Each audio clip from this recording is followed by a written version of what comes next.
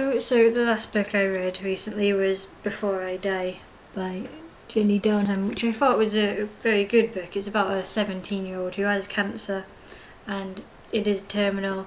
She's going to die of cancer, so she writes a list of things she wants to do before she dies, but she doesn't tell the reader right off what the whole list is. She just tells us, the reader just gets to know about the things when they're happening.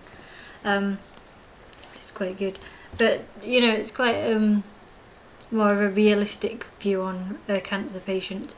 Her and her brother still act like siblings and fight quite a bit and things like that. The things on her list are somewhat illegal some of the time, and you know, they include sex and breaking the law at least once and going on a motorbike and driving, that sort of thing, teenagery things. There's a couple of things that I think I should mention. One thing is that I like the detail that her cancer doctor was James Wilson, who was a brown-haired, sensible doctor who afterwards she invited to her funeral, and of course that reminded me of James Wilson, the cancer doctor from the TV show House. So that detail must have been put in because of the show. It couldn't be a coincidence. And there was another thing in the book that I didn't like. So I like the small detail of finding that name in there, but I didn't like that the main character killed an animal, seemingly for no reason. It didn't seem to help the storyline at all.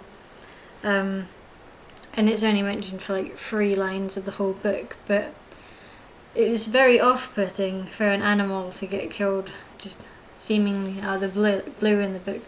I mean, especially since otherwise in the book everyone is really normal.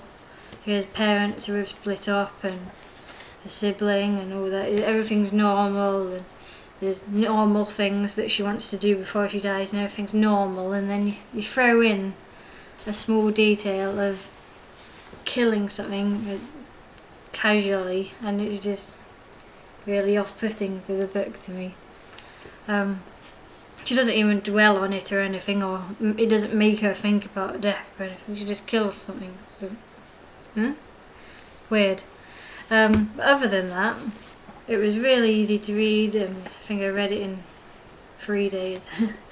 But yeah, it's really easy. And something I quite like about this book is that you can open it and it doesn't crease the spine. But that's not anything to do with the storyline, is it? Yeah, it's all nicely. The spreading out of the words is to do with the storyline, and everything's normal, and basically I think it's fairly good. You know, that normal things happen even when you're dying. I think that's quite good. So it was a good book and I enjoyed it.